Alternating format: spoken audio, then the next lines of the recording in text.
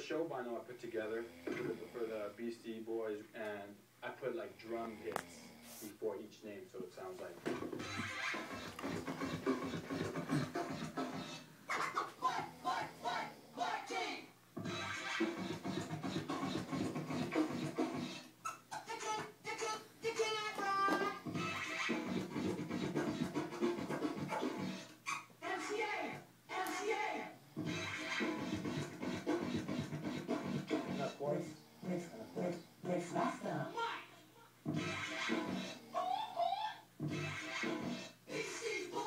There'll be times when I'll start scratching some roosters for no reason.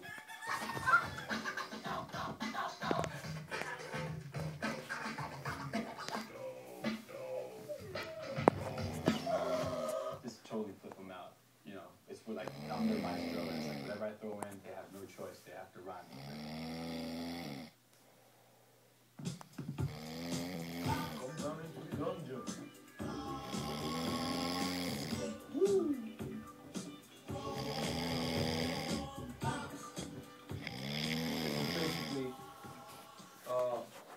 More or less the bulk of my collection. I got records dating back from the early 30s. Gonna have to mess with them. Gonna have to mess with them. Hip hop. Even got a little Chuck Berry right there. Chucky baby. Yeah, I got 300,000 or 400,000 altogether. I have in the house. Doubles of a lot of things, you know, haircuts and some garbage. I know so many breaks, man. I mean, I'm a walking encyclopedia when it comes to breaks, you know what I'm saying? Hip-hop, in the hip-hop world, they don't get too much by me, you know. I know it all. I know it all and never see. Yeah, classic, Planet Rock. One particular thing that I remember was going to see Africa Bambaataa play, and Jazzy Jay was so funky, it was great. Moving from one break to the next, cutting two records together, it was just wonderful. And Bambaataa would be, you know, looking at the crowd, you know, being the sort of inscrutable master of records. Sam would feed me records, and I just go off. Once I get into a zone, it's like you can't even talk to me. I start hopping back and forth. At one point, he took out a 45, slips it over Jazzy Jay's shoulder, and he goes, Bam would point to the line, play the second cut. Play the second cut, play it right there. Puts on the 45, and this break comes to the end, and then voop, voop, voop, boom, he lets it go. And I was, you know, I was sitting there, I was like, wait, what? And it was the opening break from the Shirley Ellis record, the Clapping Song, which I think the last time I heard that, I was 9. And I really liked it when I was 9. And all of a sudden, everybody's dancing to this funky break, and I thought, that's amazing. Africa Bambaataa, master of records.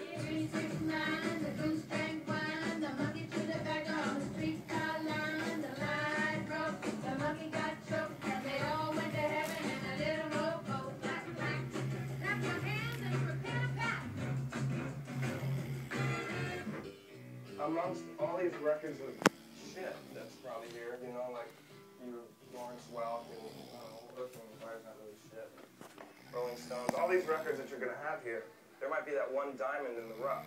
Like, that's really a rockin' beat. When you find that one that you know you were the only one that found, you just kind of remember, okay, this is what it was all about.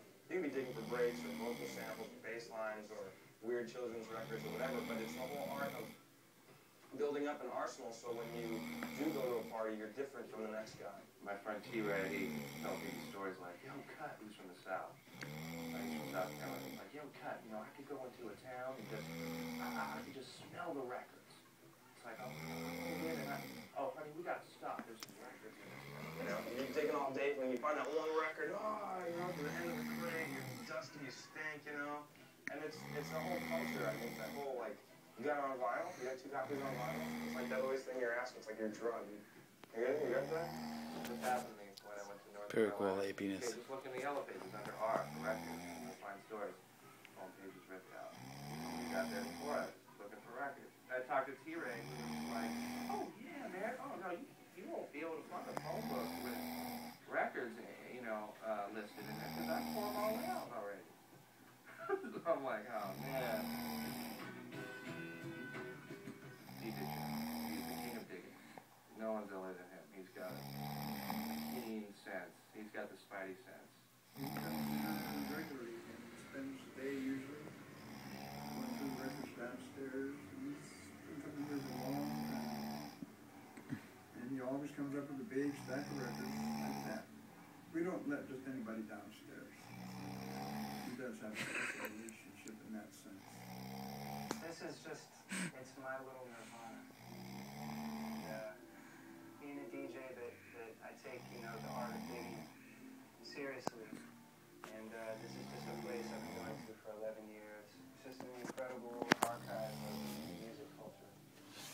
And there's the promise in these stacks of finding something that you're going to use. And in fact, most of my first album was built off of records pulled from here. So it has almost a karmic element of like, you know, I was meant to find this on top, or I was meant to pull this out because it works so well with this. So it's got a lot of meaning for me personally.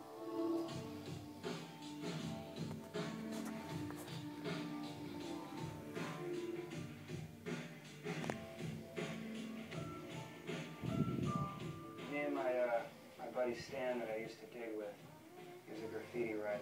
We used to come here just looking for things like, you know, Incredible Bongo Band and stuff.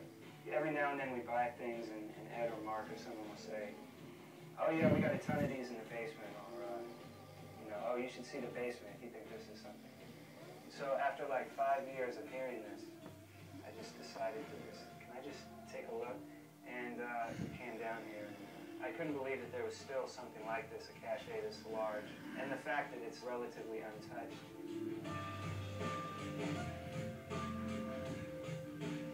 Just being in here is a humbling experience to me because you're looking through all these records and it's sort of like a big pile of broken dreams in a way.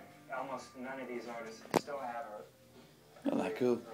So you have to kind of respect that in a way. I mean, if you're making records and if you're... Let's remind ourselves of what's going on out there. Or whatever, you're sort of adding to this pile, whether you want to admit it or not. You know what I mean? 10 years down the line, you'll be in here. So keep that in mind when you start thinking like, oh yeah, I'm invincible and I'm the world's best or whatever. Because that's what all these cats thought.